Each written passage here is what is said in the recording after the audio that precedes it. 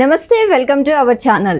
CM Revanth Reddy IAS officer అమ్రపాలికి జీహెచ్ఎంసీతో పాటు కొన్ని కీలకమైన బాధ్యతలు అప్పగించారు. దీని ప్రభావం వలన రియల్ ఎస్టేట్పై ఎలాంటి ప్రభావం పడుతుంది? దీన్ని మనతో చర్చించడానికి నాతో పాటు real estate expert Sanjay Nayak మనతో ఉన్నారు. ఆయనతో మాట్లాడదాం. నమస్తే అండి. నమస్తే madam. So CM Revanth Reddy గారు అమ్రపాలికి కొన్ని బాధ్యతలు అప్పగించారు. సో దాంతోపాటు కీలకంగా ప్రాజెక్టుది కూడా ఇచ్చారు. సో దానిపైన మీ అభిప్రాయం ఏంటి? అండ్ రియల్ ఎస్టేట్ ఎలా ఉండబోతుంది? సో ఇది ఒక మంచి డెసిషన్ అండి. ఎందుకంటే జిహెచ్ఎంసీని డెవలప్ చేయాలి ఇప్పుడు. సో మనకి ఇంకా సిటీ అనేది ఎక్స్పాండ్ చేయాలి. సో ఎక్కడెక్కడ ఏమేమి ప్రాజెక్ట్స్ తీసుకొస్తే బాగుంటుంది, సో సిటీకి ఒక కొత్త రూపురేఖలు తేవాలంటే ఎలాంటి ఆలోచనలో ముందుకెళ్ళాలి అని చెప్పి గవర్నమెంట్ ఫోకస్ చేయడం ఇది ఒక మంచి పరిణామం అని చెప్పుకోవచ్చు మనం.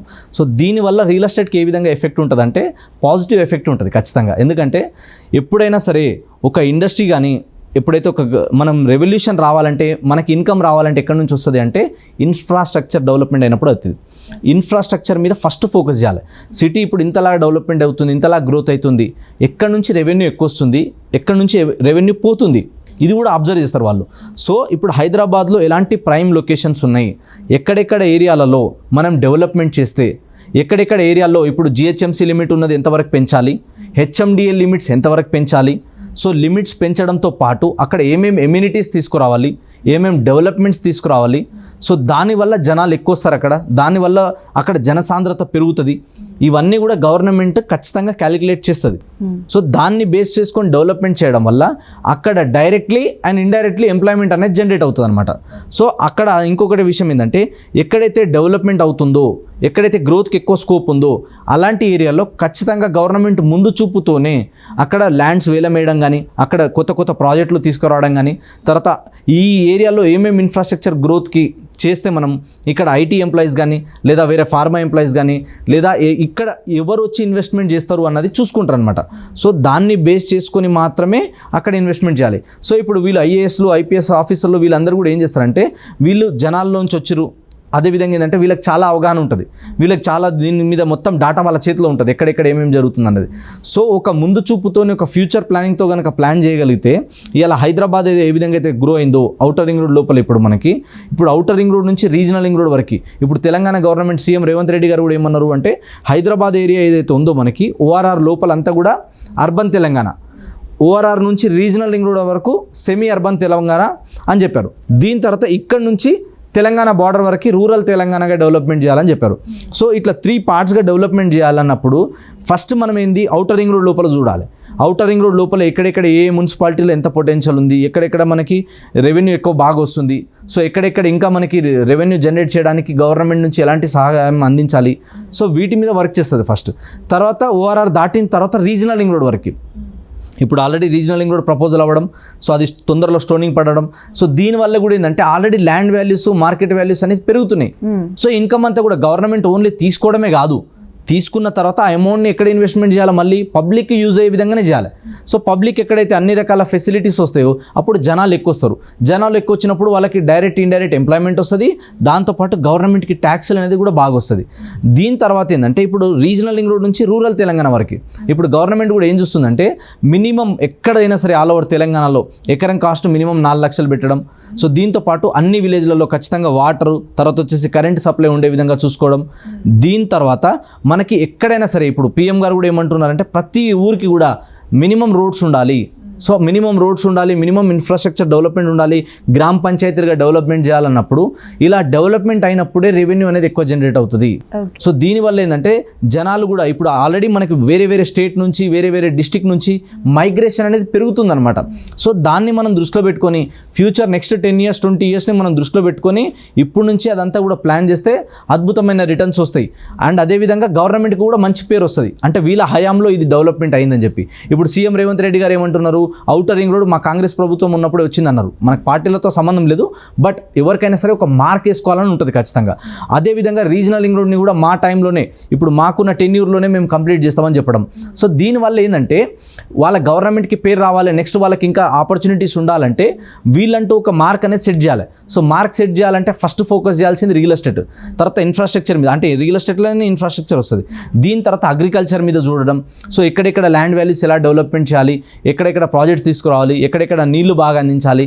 సో ఏవైతే గత ప్రభుత్వం చేసిందో దానికన్నా వీళ్ళు భిన్నంగా, వీళ్ళు దానికన్నా కొంచెం బెటర్గా డెవలప్మెంట్ చేసినప్పుడే వీళ్ళకి ఇంకా ప్లస్ పాయింట్ అనేది ఉంటుంది. లేకపోతే వీళ్ళకి కూడా నెగిటివ్ రిజల్ట్ ఇచ్చే ఛాన్సెస్ ఉంటుంది. కాబట్టి గవర్నమెంట్ ఈ విషయాల్ని చాలా జాగ్రత్త పెట్టుకుంటుంది. అండ్ ప్రతిసారి కామన్గా మనందరికీ తెలుసు రేవంత్ రెడ్డి గారు అంటే coming from real estate background.